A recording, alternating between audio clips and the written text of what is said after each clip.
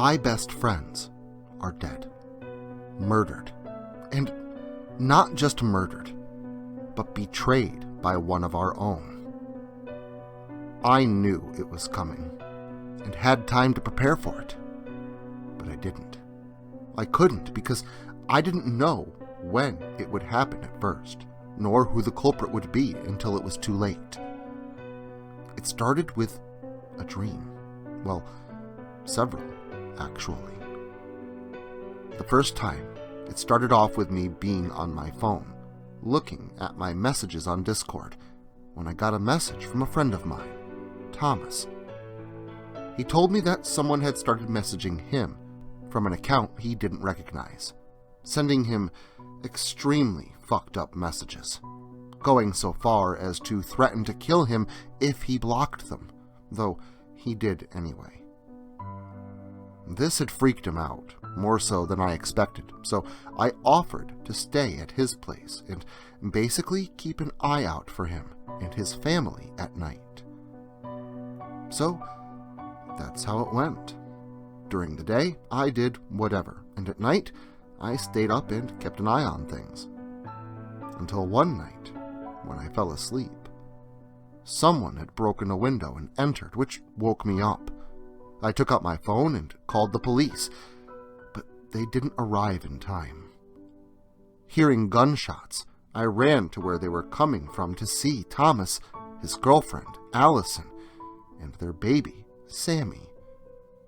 All three were dead, blood pouring from open wounds, staining the wooden floor a dark crimson.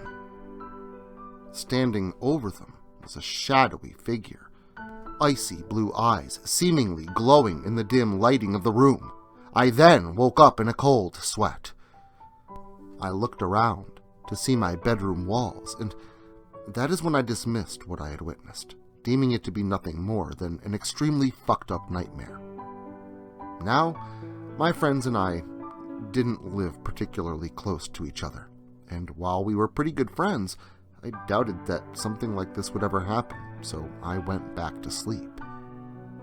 I had similar dreams, about 4 more times, each with different details, but always ending in the death of my friends at the hands of a shadowy figure. I was concerned after that, but I still refused to believe that it was real, because I assumed the situation just wasn't realistic, I guess. The last scenario conjured, and the only one that would occur after, was very different. We weren't in the city, but in the woods. It all seemed that these dreams took place in Robinson State Park, near where we lived. Allison and Sammy were dead.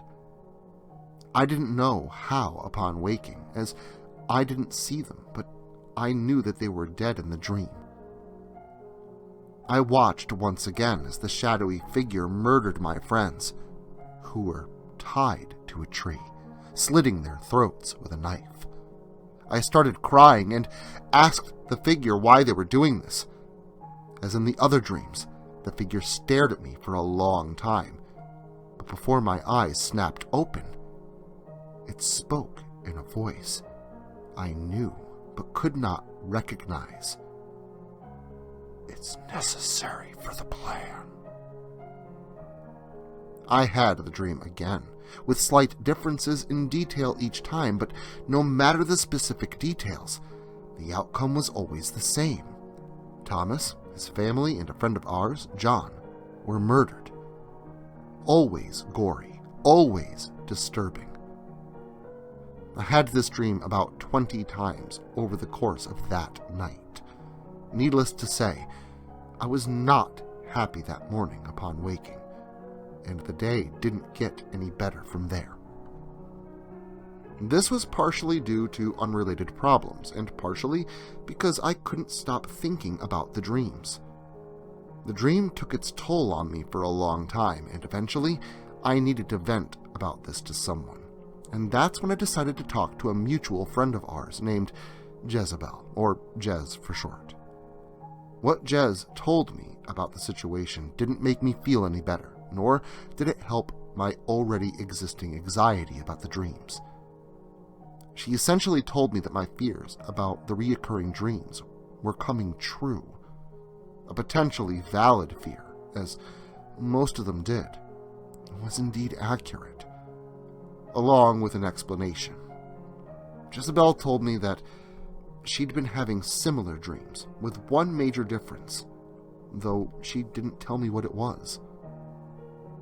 She went on to change the subject and vent to me about the fear of losing control or having a mental breakdown, the suicidal thoughts she'd been having, and her feelings of worthlessness, among other things. She'd also recently struck a string of bad luck and was having a difficult time coping with it and having a hard time keeping a handle on things. Hearing all of this wasn't entirely surprising to me, as I had known about her since we were attending Robinson Park School, an elementary school right next to the park in question, and I'd known about her mental struggles since middle school. After she was done venting, I did my best to be there for her and reassure her, as I always did, and she seemed to feel a little better. The news about the dreams, however, made me extremely uneasy, as we were all planning on going on a camping trip sometime during the upcoming summer. Jez and I agreed that we would try to keep anything like the dream from happening, and I would do my best in helping her and in keeping her okay. Time went by, and Jezebel's mental state and luck would fluctuate. Sometimes it spiked up, but would soon plummet back down, sometimes even worse than before. However, no matter what was going on, I did my damnedest to help her and to make sure that she was okay, reassuring her that she would be if she wasn't. Soon enough, it was the week before our camping trip, and we had plenty of preparations to make. We luckily got everything we would need, and were done the day before we were heading out. I was growing increasingly anxious, as I had a bad feeling about this trip for obvious reasons, but I did my best not to show it. A week later, the camping trip had finally come, and we set off. The first day went great. We spent our time swimming, blasting music, drinking, smoking weed, playing games, telling stories around the campfire, making s'mores, and all sorts of other shit. Some of us, namely Thomas, John, and myself, also practiced fighting and combat skills, dueling each other with sticks, and practicing throwing hatchets and knives. A lot of the stuff we did wasn't allowed by park rules, but none of us really cared. We figured that we wouldn't get in that much trouble, and that was if we got caught, which we didn't think we would. The second day was along those same lines, and was fun as hell. The third day, however, came around and something was seriously off with Jez. Everyone could tell, yet nobody said nothing. She was staring into space a lot, mumbling to herself, and seemed to be in a really bad mood. Nobody else wanted to see what was up, afraid of upsetting her more, so I went to talk to her myself. I asked her if she was okay, but she didn't open up. She just told me that she was fine, just not really in the greatest mood and wanted to be left alone. Not sure what else to do, I acquiesced and went off to do something else. The day went by with Jezebel pretending nothing was wrong, and nobody buying it, but also not saying anything about it. Then, night came. Everyone was having a good night and was happy, doing normal campfire things, and then eventually we all turned in and went to sleep. I woke up to the baby and Allison screaming. I started running in their direction, only to hear a disturbing, sickening crunch when I got near, and Sammy's crying turned into a gurgle and abruptly stopped. I crawled out of the tent, ran to see what was going on in their tent, but what I saw was horrible. The sight my eyes had cursed me with was a baby's broken body, and a mangled body with a bloody hammer next to it, and Allison's mutilated and headless corpse. Allison seemed to have been cut from her throat all the way down. The cut was so deep that her intestines and organs were spilling out of her body and all over the floor of the tent, which was deeply soaked from Sammy and Allison's blood. It's not clear when her head was detached or where it was. Thomas was nowhere to be found. I exited the tent and was about to start running to John's tent when I heard a familiar laugh. I was going to turn around, but my nose and mouth were suddenly covered by a rag, and despite my attempts to struggle, I found myself feeling weaker and weaker, and then everything went black.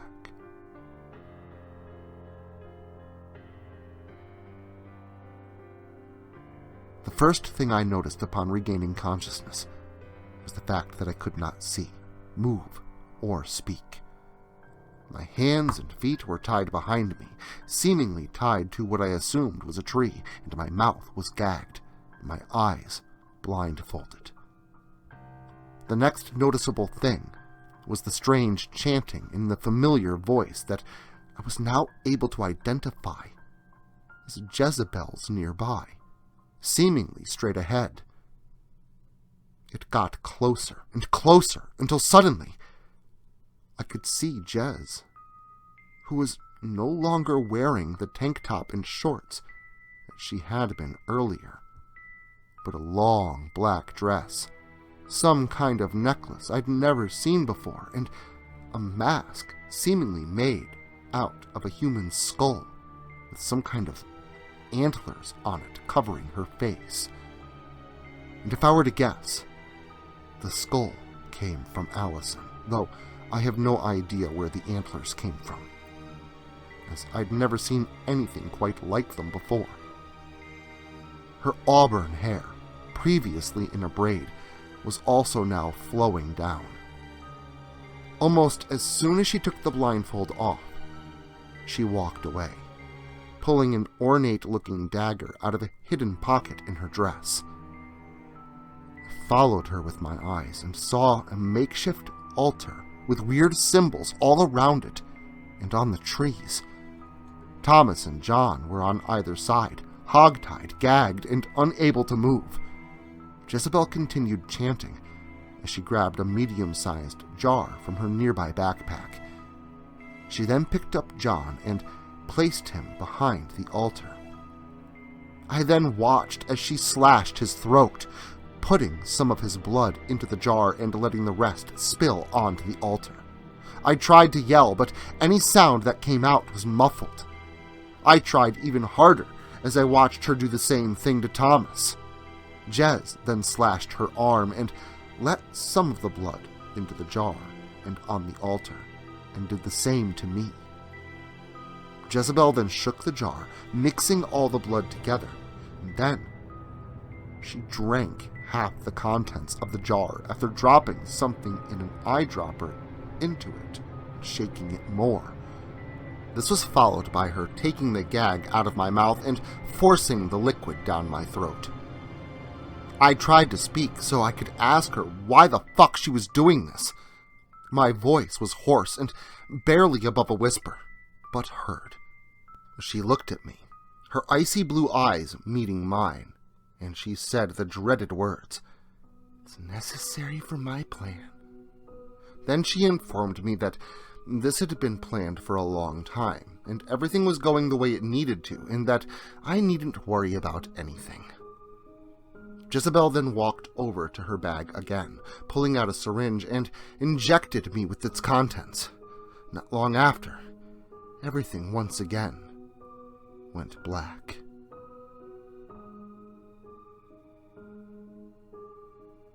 When I woke up, I was in the hospital, with my family, doctors, and police watching me. It was like something out of a crime drama show, which, looking at now, I guess it kind of was. It was explained to me that they had gotten a call from someone claiming there was a bear attack at the location I was found, and that the police wanted to ask me some questions. I told them what happened the best I could, despite knowing that they wouldn't find her, and even if they did, capturing her wouldn't be putting her to justice for what she's done. Every single time, she'd called us her family, telling us that she'd always be there for us. No. Jezebel's going to suffer for what she's done. I'm going back to Robinson State Park, where I'm sure she'll be waiting. I'm going to find her, and to do things to her that will make what she did to my friends look like a fucking joke. Then, well, I don't know what I'll do then. I will, however, protect the people I care about that are left, at any cost.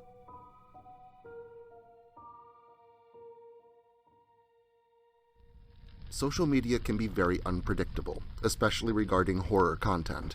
If this content gets removed, all new content will be simultaneously presented on various websites provided in the description to this video. Make sure to follow me in other digital spaces so that you never miss out on the terror. Also, if you like this video, make sure to leave a comment and hit the like button. It helps the channel a lot. If you're new to the channel and you enjoy what's here, consider hitting that subscribe button and the notification bell so that you never miss an upload.